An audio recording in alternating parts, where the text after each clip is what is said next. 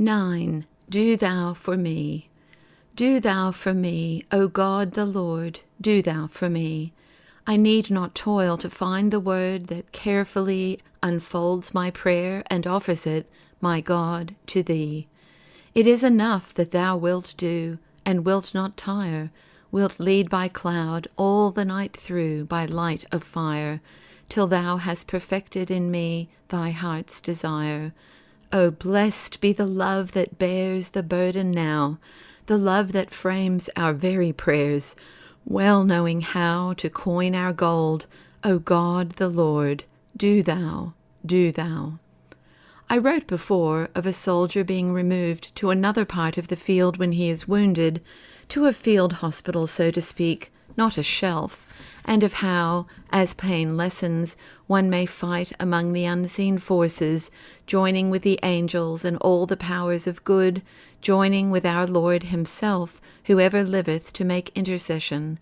But I have not found myself that illness makes prayer easier, nor do any of our family who have been ill tell me that they have found it so. Prayerfulness does not seem to be a flower of the Spirit that grows of itself. When we are well, perhaps we rather take it for granted that it does, as though what is sometimes called a sick bed offered natural soil for that precious flower. I do not think that it does. A bed can be a place of dullness of spirit as well as of body, and prayer is, after all, work, the most strenuous work in all the world. And yet it is our only way of joining the fighting force. We have declined the easy, laid-aside, cracked china view of the matter. So what can we do about it? One night, soon after neuritis had taken possession of me from shoulder blade to fingertips, I could no more gather myself up to pray than I could turn in bed without the help of the lotus bud, who was my faithful night nurse. But I could read, and I opened on Psalm 109. Do thou for me, O God the Lord. Do what? It does not say.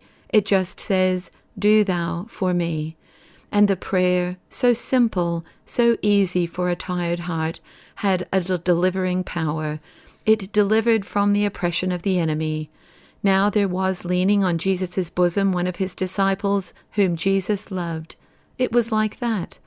And soon the prayer passed into the most restful kind of intercession, the only kind the ill can attain unto, for they cannot pray in detail, and they may know little or nothing of the needs of their dearest.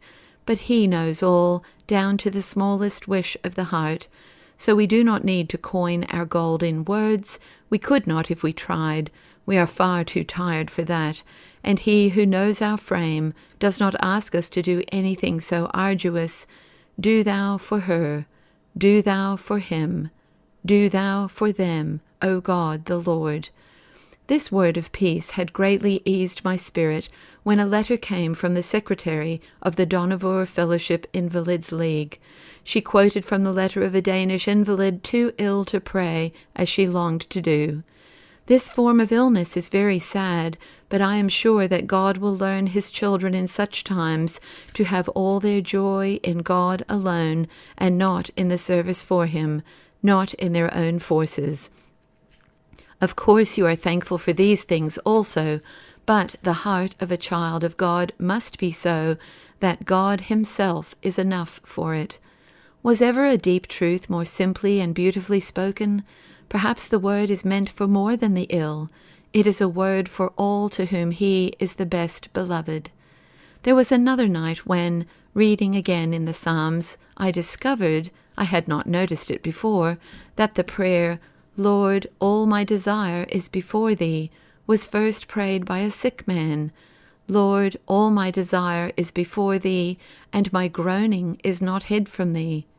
Next morning I was not able to write the usual note to my scattered family. Before the accident I had usually had a few minutes with some of them at early morning tea between 6:30 and 7. After that interruption I sent them, when I could, a word which had fed me, and this grew into sharing my pot of manna with the larger family. But the good angel of this peaceful room hung a picture of a bluebell wood on the front of the low chair on whose seat my feet rested. It is there now, a continual pleasure.